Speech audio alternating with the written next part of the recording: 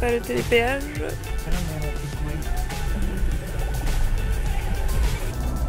Infrared, bienvenue en Italie.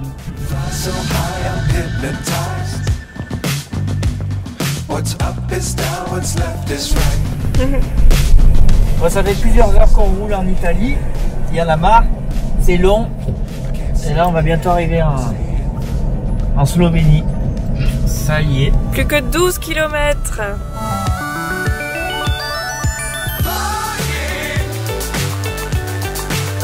La frontière.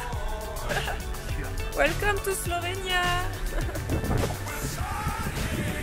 Après 10 heures sur les autoroutes françaises et italiennes, on arrive enfin en Slovénie.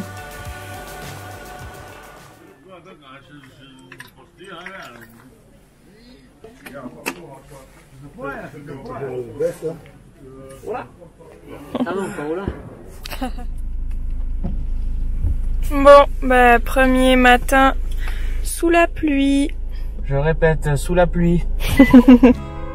En effet, nos premiers kilomètres en Slovénie sont accompagnés par le mauvais temps.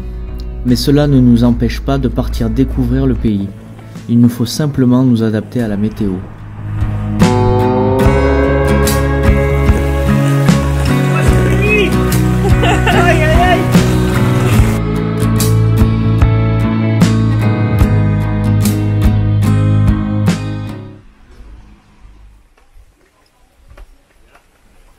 Tu vois un peu là, tout ce qui se passe là. Slovénie, ça rime avec pluie. Eh oui.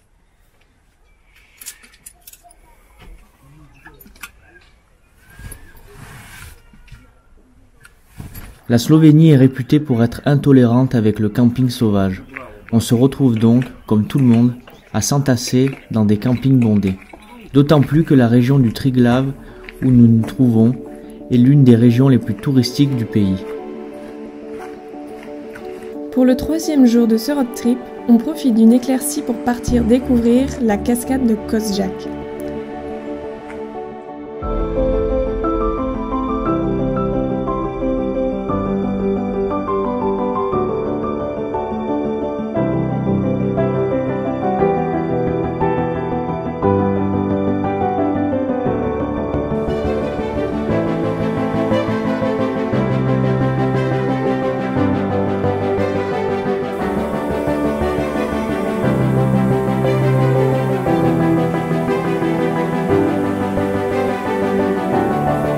Le chemin longe la célèbre et magnifique rivière de la Soka.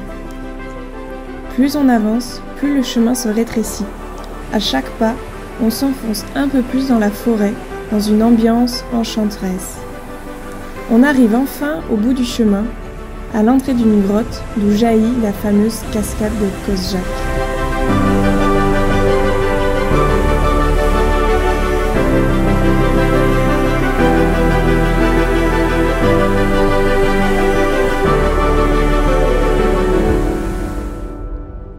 On poursuit notre route en direction d'une mythique route de montagne, au nord du parc national du Triglav. Ce parc est le seul parc national slovène. C'est la plus grande zone protégée du pays. Il couvre une grande partie des Alpes juliennes, dont le Triglav constitue le point culminant.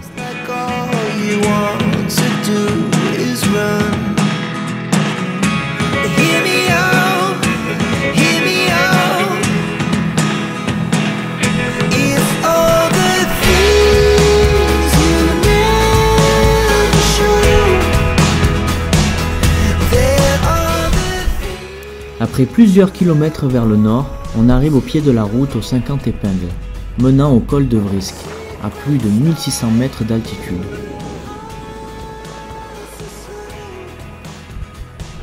Cette route de montagne, aux très nombreux virages, a été construite pendant la Première Guerre mondiale par des prisonniers russes.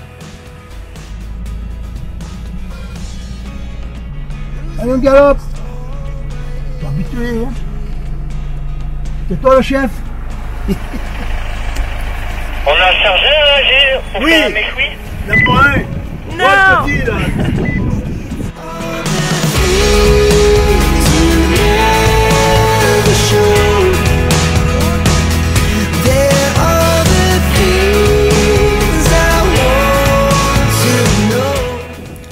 mars 1916, plus d'une centaine de prisonniers ont perdu la vie en construisant la route suite à une avalanche.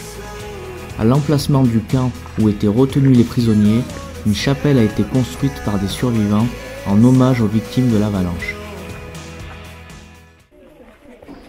En redescendant sur le lac de Bled, on a la chance de profiter des rares rayons du soleil slovène. Nous n'y resterons pas longtemps, nous avons encore de longues heures de route devant nous pour atteindre notre prochaine destination.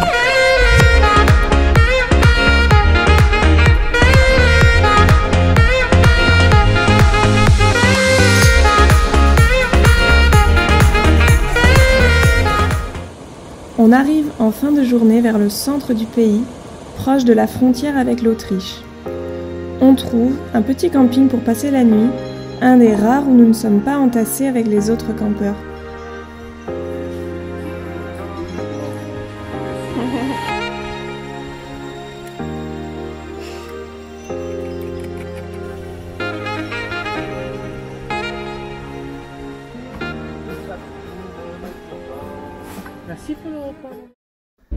Le lendemain, la pluie fait son grand retour. Malgré tout, on décide de se rendre dans un endroit spécial, peu connu des touristes. Ça va vous?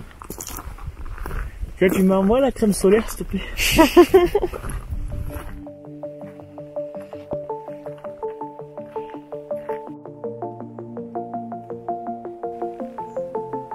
On marche une bonne heure dans la forêt à travers une épaisse brume.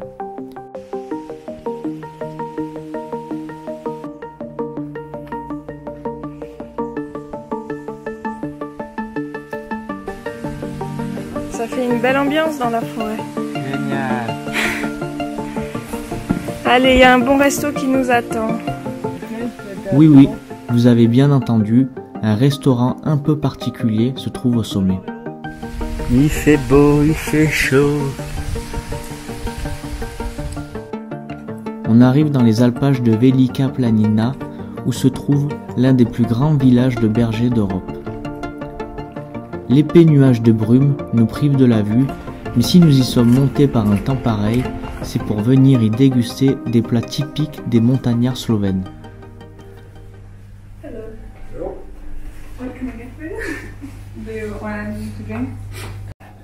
Pour une bouchée de pain, on y mange copieux et délicieusement bon.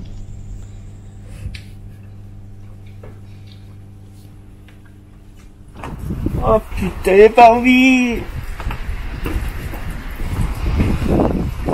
Oh, brave à la tempête.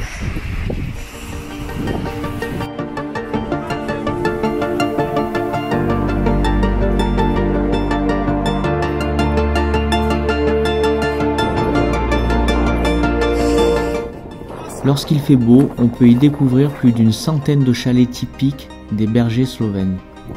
La vue doit être impressionnante. Nous redescendons comme nous sommes montés, sous la pluie et la brume. Mais nous avons vécu une super expérience que nous ne sommes pas prêts d'oublier.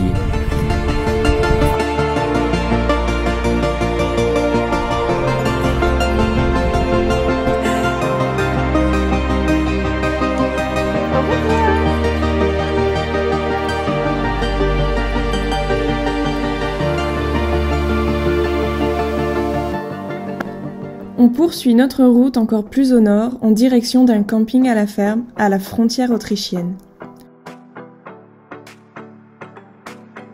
De façon étonnante, dans le nord du pays, nous nous sommes retrouvés par moments sur de belles pistes bien roulantes qui n'étaient autres que des routes secondaires, pas ou pas encore goudronnées.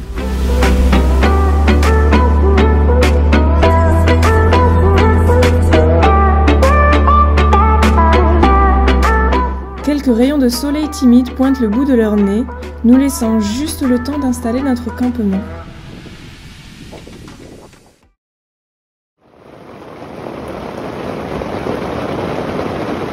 On passe pas par la ligne. Pourquoi? Parce que ça devient bien sur les parois.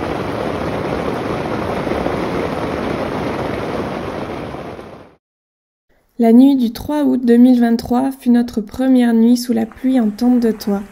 Et quelle nuit! Il est tombé l'équivalent d'un mois de pluie en une seule nuit. Mais à ce moment-là, on ne savait pas encore que le pays venait de subir sa pire catastrophe naturelle depuis 30 ans. C'est pour ça que ça fait 4 heures la route. C'est sûr que si c'est 4 heures sur les petites routes comme ça... Ok, oh là là, attends, Qu'est-ce que c'est là, ce chemin? éboulement de terrain. On passe pas? Si, on passe, mais... Et mon père, il passe? J'espère.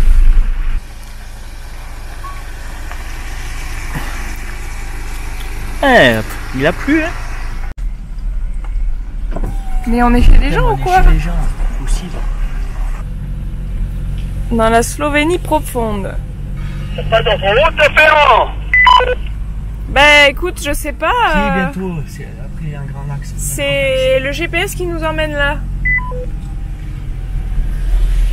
Oh, c'est joli. Il y a des petits canards là-bas.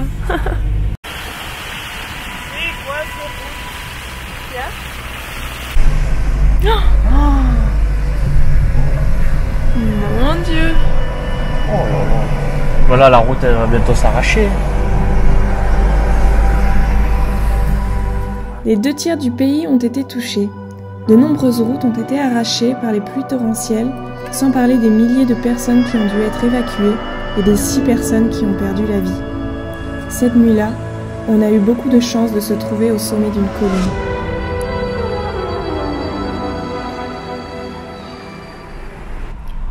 Bon bah on est coincé en Slovénie.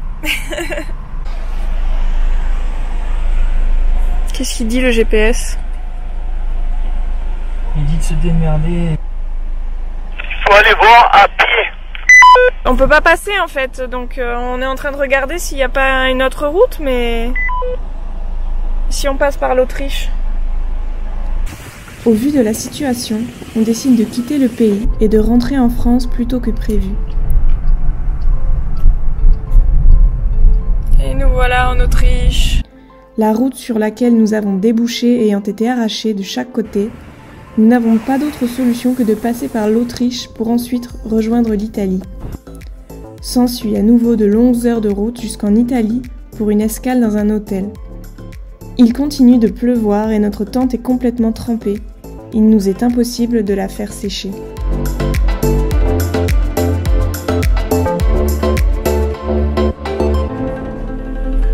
Buongiorno.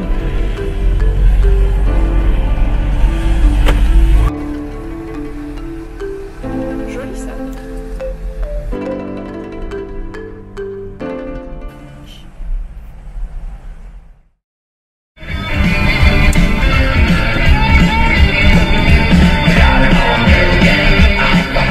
On passe le col de l'Arche à la frontière entre l'Italie et la France sous un grand soleil.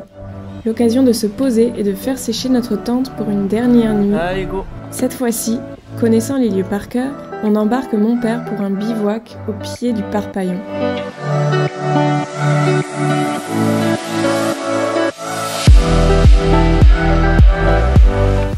Bon, la mission du jour, récupérer du bois pour faire un feu pour cuisiner. Seulement le bois il est...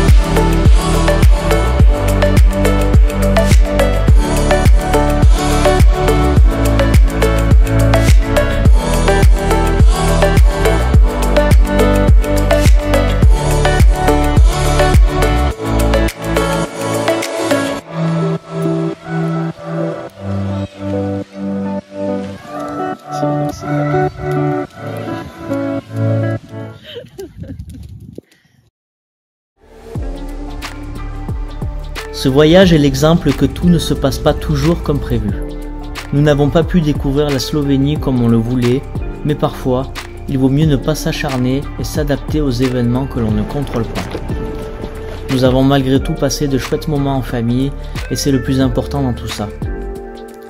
On se retrouve bientôt pour de nouvelles aventures, alors si ce n'est pas déjà fait, abonne-toi pour ne pas rater les prochaines vidéos.